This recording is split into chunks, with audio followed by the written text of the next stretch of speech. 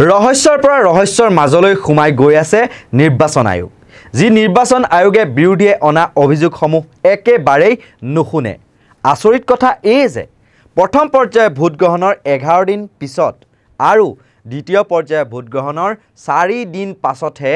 নিৰ্বাচন আয়োগে ভোটদানৰ হাৰৰ চূড়ান্ত তথ্য প্ৰকাশ কৰিছে ভাবকচোন ডিজিটেলি যুগটো ৰহস্যজনকভাৱে কেনেকৈ পিছ পৰি ৰৈছে ভাৰতীয় নিৰ্বাচন আয়োগ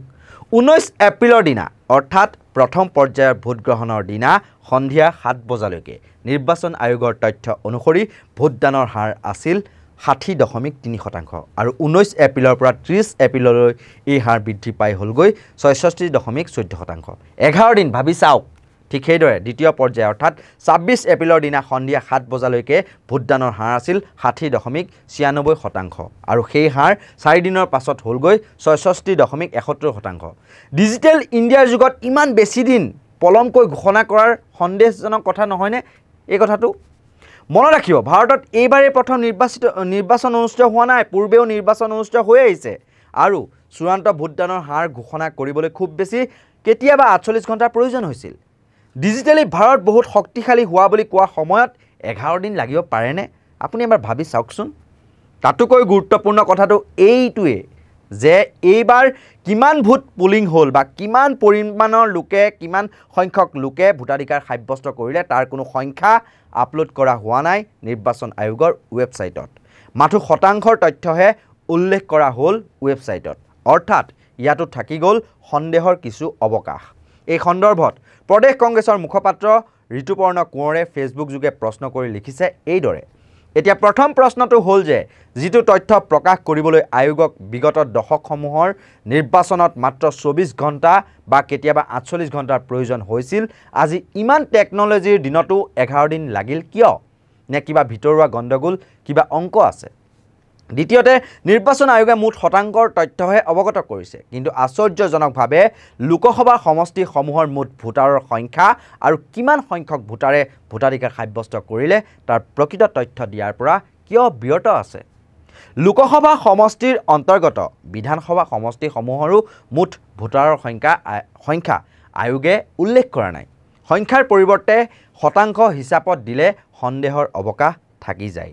তৃতীয়তে আমাৰ অসমতো দুইটা পৰ্যায়ত ভোটদানৰ দিনাখন কিমান শতাংশ ভোটদান হৈছিল তাতকৈ যোৱাকালিৰ সৰ্বভাৰতীয় তথ্য অনুসৰি অসমত কিমান শতাংশ ভোটদানৰ হাৰ বৃদ্ধি হ'ল বা নাই হোৱা নতুবা একেই আছেনে সেই বিষয়ে ৰাজ্যিক মুখ্য নিৰ্বাচনী বিষয়াই অসমবাসী ৰাইজকো সৰলীকৰণ কৰি অৱগত কৰিব নোৱাৰেনে দেশৰ নিৰ্বাচন আয়োগে নিজৰ বিশ্বাসযোগ্যতা আৰু নিৰপেক্ষতা বৰ্তাই ৰাখক 11 দিনৰ পাছতহে কিয় 6% ভোটদানৰ হাৰ বৃদ্ধি পালে তাৰ এটা তথ্যপূৰ্ণ যুক্তিৰে বৰ্ণনা দিয়ক দেশৰ জনগণক ভয় শংকা আৰু বিশ্বাসহীনতালৈ ঠেলি নিদিব আশা কৰিম নিৰ্বাচন আয়োগে যেন আগন্তুক 5টা পৰ্যায়ত এনে ধৰণৰ চূড়ান্ত বিলম্ব নকৰে এটা কথা মন কৰিব 2019 চনত প্ৰতিটো লোকসভা সমষ্টিৰ বিপৰীতে ভোটদানৰ হাৰৰ লগতে এনেদৰে ভোটাধিকাৰ সাব্যস্ত কৰা লোকৰ সংখ্যাৰ তথ্যও প্ৰকাশ কৰা হৈছিল লগতে 2014 চনৰ তুলনাত এই শতাংশ 2019ত বৃদ্ধি পালেনে কম হ'ল সেই কথাও উল্লেখ কৰা হৈছিল 2014টো একেধৰণেই ভোটাধিকাৰ সাব্যস্ত কৰা লোকৰ সংখ্যা ভোটাৰৰ সংখ্যাৰ সৈতে প্ৰকাশ কৰিছিল ভাৰতীয় নিৰ্বাচন আয়োগে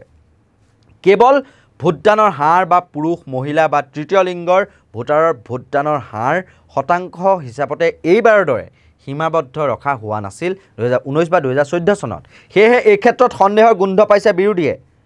বুধবাৰে পশ্চিমবংগৰ এখন নিৰ্বাচনী সভাত মুখ্যমন্ত্ৰী মমতা বেনাৰ্জীয়ে নিৰ্বাচন আয়োগৰ বিৰুদ্ধে বিস্ফোৰক অভিযোগ অনাৰ লগতে তুলাধুনাও দিয়ে বিজেপি আয়োগ হোৱাৰ পৰিৱৰ্তে নিৰপেক্ষ হওক নিৰ্বাচনী আয়োগ মানুহে সত্যটো জানিব বিচাৰে মমতাৰ মতে য'ত নিম্ন বিজেপিৰ হৈ ভোটদান হৈছিল তাত হঠাতে আয়োগে জাননী জাৰি কৰি ভোট বৃদ্ধি কৰিলে আমাৰ হাতত সেই মন্তব্য আছে আমি এই মুহূৰ্তত ৰাইজলৈ বুলি আগবঢ়াইছো যেদিন ফার্স্ট ফেজের ইলেকশন হলো সেকেন্ড ফেজের ইলেকশন হলো আমরা প্রত্যেকেই ইলেকশন কমিশনের সূত্র ধরে সব সংবাদ মাধ্যমে লিখেছে কোথায় কত পার্সেন্টেজ ভোট হয়েছে এবং ইলেকশন দপ্তরও সেটা জানিয়েছে এবং কোথায় কোথায় ভোটে ড্রপ আউট হয়েছে। আমি গত রাত্রিরে 9:30-এর সময় হঠাৎ শুনতে পেলাম 5.75% ভোট, যেখানে যেখানে বিজেপির কম ভোট পোল হয়েছিল সেই সব জায়গায় হঠাৎ করে ভোটটা বাড়িয়ে দিয়েছে। ইলেকশন কমিশন একটা নোটিশ জারি করেছে। আমি বলবো নাগরিকদের সন্দেহ দূর করবার জন্য ইভিএম মেশিন কারা তৈরি করেছে, ইভিএম মেশিনের চিপ কারা তৈরি করেছে, এই সংখ্যাটা বাড়লো কি করে, ফার্স্ট ফেজে কি ছিল, সেকেন্ড ফেজে কি ছিল, কত ভোটার ছিল,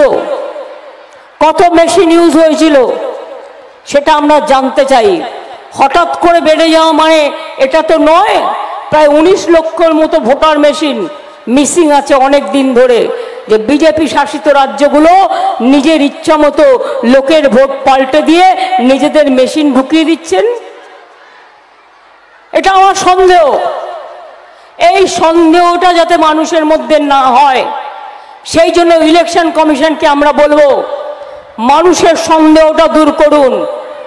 বিজেপি কমিশন হয়ে বসে থেকে কোনো লাভ নেই। আপনাকে নিরপেক্ষ কমিশন হিসাবে কাজ করা দেখতে চায় ভারতবর্ষের জনগণ, এবং তাই আসল সত্যিটা কি এটা আপনাদের জানাতে হবে মানুষকে। মানুষ জানতে চায়, যেন প্রতারণা মানুষের সাথে না করা হয়, এটা মানুষ জানতে চায়।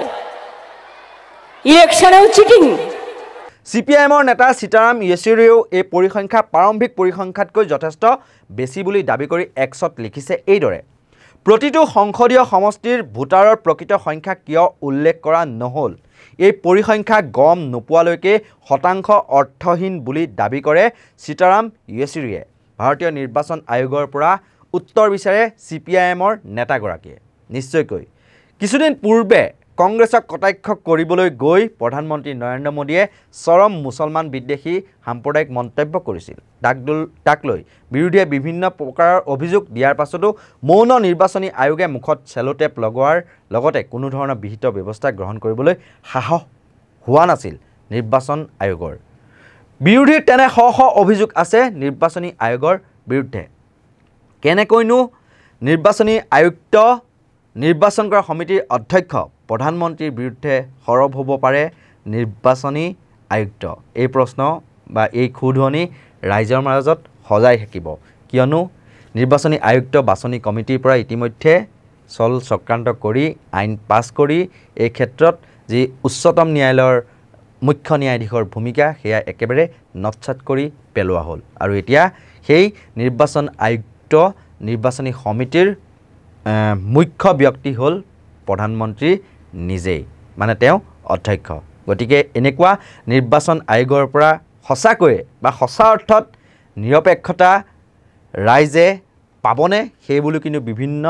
পৰ্যায়ত সচেতন মহলত প্ৰশ্ন উত্থাপিত হৈ আহিছে। এনেকুৱা ধৰণৰ যিসমূহ বিশ্লেষণাত্মক বা বাতৰি বা তাৰ বাবে আপোনালোকে চাই থাকিব নৰ্থ ইষ্ট নাও। আৰু যদি আপোনালোকে ইউটিউবত চাই আছে তেতিয়াহ'লে আমাৰ নৰ্থ ইষ্ট নাও চেনেলটো আপোনালোকে ছাবস্ক্ৰাইব কৰি দিবলৈ নাপাহৰিব। আৰু যদি আপোনালোকে ফেচবুকত চাই আছে তেতিয়াহ'লে নৰ্থ ইষ্ট নাও ভিডিঅ' আৰু এনি নাও নিউজ যি দুটা ফেচবুক পেজ সেয়া আপোনালোকে লাইক কৰি দিব, ফ'ল' কৰি দিব। আৰু আমাৰ এই ভিডিঅ'টো কেনে পালে কমেণ্ট ছেকশ্যনত জনাবলৈ নাপাহৰিব। চাই থাকিব নৰ্থ ইষ্ট নাও। ধন্যবাদ।